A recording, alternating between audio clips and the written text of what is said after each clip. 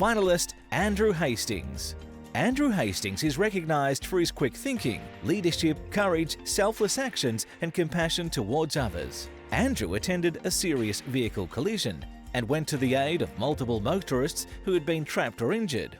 Andrew was responsible for freeing trapped motorists from a burning vehicle, saving the lives of at least 2 people involved in the incident. Andrew then attended a second vehicle, climbed into the passenger seat to comfort and reassure the driver in his final moments before succumbing to his injuries. Andrew's conduct as a professional driver before, during and after this critical incident is a credit to him and an outstanding example to others. And the winner of the Best Emergency First Aid Response is Andrew Hastings. Congratulations to Andrew on winning the 2020 Best Emergency First Aid Response Award. I would now like to hand over to Anthony Hasphall, National Training Manager for LivCor.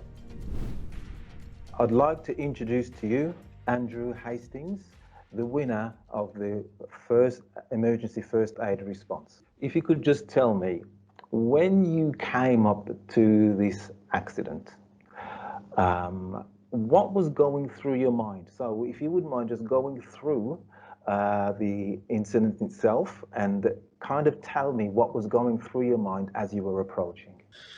I departed a service station just outside of Balan after fueling up the truck and progressed along the Western Highway heading towards Nil.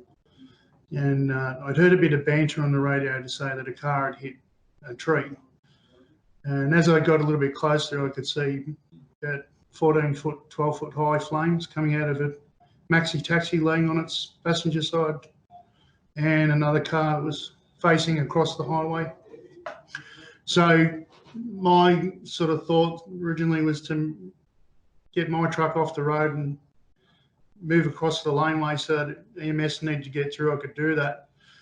Then I seen the flames coming up a bit higher, so I ran over to the cab and couldn't hear anything at that time, and then ran over to the other car and seen that there was an old gentleman quite stuck in there. So it came back to me from an emergency lesson I had to deal with from one of my parents being a chronic asthmatic, was Dr. ABC, which is danger response, airways, breathing, circulation. So to me, the problem was the danger, which was the taxi on fire. As I was running back, I could hear the woman screaming in the cab.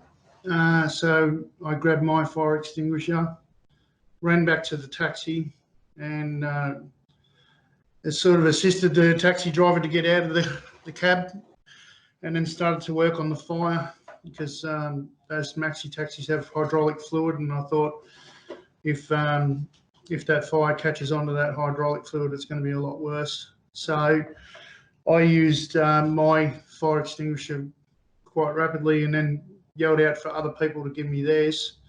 And I went through 8 of them to suppress the flame. And a ladder came out of nowhere. So I got up on the ladder and got the woman out of the taxi. At that point, once she sort of was out, there was a few other people sort of clambering around. So I thought, I'm in the way there, I'll get over and help the old man in the car and just keep him sort of comfortable, because I could pretty well guess what the outcome was. It wasn't looking good for him. Once the sort of EMS sort of turned up, I pried open the back door and jumped in the back of his car and just sat with him, just keep him calm. Just needed a human touch instead of being, confused and injured. So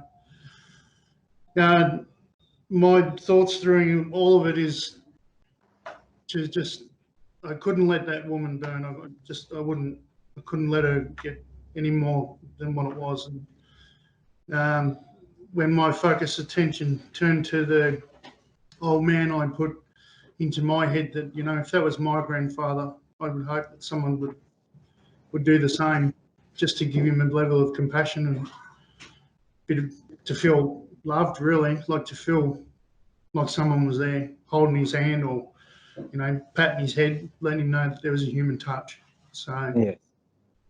It was a little bit longer after that. I sort of stepped away from it because I felt that I was in the way of the SES, and really I'm not trained medical or anything like that. So he's in the best of hands. And it wasn't long after that he succumbed to his injuries, sadly.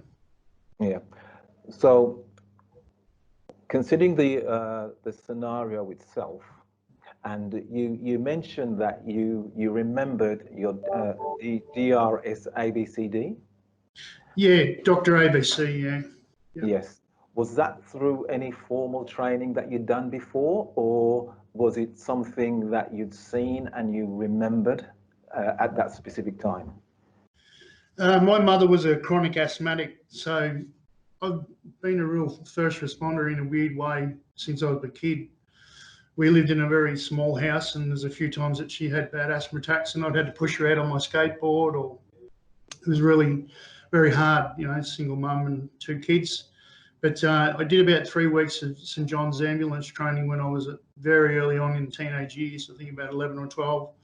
And then I did a first aid certificate in, I think it was in 2000 and 2008. It's just, yeah, just I've remembered that Dr. ABC from a kid. It's just always been in my head. Just get rid of the danger first, and then we'll respond to everything else after that. And the way that I look at it is if they're making noise, or if they're bleeding, or if they can talk to me, then I can move on to someone that isn't. So anyone that can't tell me, or can't make a noise, or can't do something, to me, they're the ones that I need to go to. So if they're telling me that it hurts, they can communicate. Yes.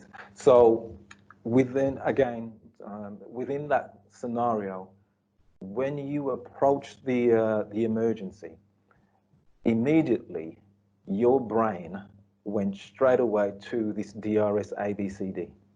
Correct. So, contain the danger. All right. So do you believe that, based on your training that you'd received in the past, and of course your compassion for human life, that coupled together put you in a good situation in how to manage that scene? Yeah, yes, I do. Yeah, it was a reactive thing. Yeah. Yes. Do you, again, in your opinion, and based on what you've been through, do you feel that it is beneficial and necessary that people should be learning to do some sort of first aid, because you never know what situation that you may turn up in? I completely endorse it. I've said this before, that, you know, 5 or 10 seconds of first aid can be the big difference between life and death. So any sort of help in any sort of situation is a good thing. So yeah, I do believe that it's a help. Is there anything that you would advise others to do if they were in a situation like that? I guess in every situation that I've ever been in, is eliminate the danger first, because I sort of see it as you're not able to help someone if you've been hurt yourself. So removing that dangerous element safely is probably the first point of advice that I would give. And then take each situation on its own merit. Some situations you can help with first aid, and some situations you can help with just a bit of compassion and understanding, until properly trained professionals can come and help. But every situation is different. Every situation has a different outcome. So me personally, I've removed the danger. Stop what could hurt you, and turning one person injured into 2. That would be my answer. The whole situation and the whole scenario must have been very, very traumatic for you. And sometimes these things can stick with you for quite a while afterwards. How have you managed that situation since the incident? How have you gone about managing that? My employee, my site manager, my friend, all communicate to me a lot. And I was offered the EAP, the Employees Assistance Program. At any given time, they've all expressed it. I'm welcome to make a phone call to them to talk. I've really got a really strong network of communication for my workmates and my management and upper management that have always said, if you want to have a chat, give me a ring anytime. And there has been times that I've done that. But I find that talking about it is a good outlet for me to de-stress from it, if you will, or to move forward from it. And me talking about my experiences sort of gives people insight into how I process it. And I find, as I said, talking about it is a very cleansing thing to me. Yeah.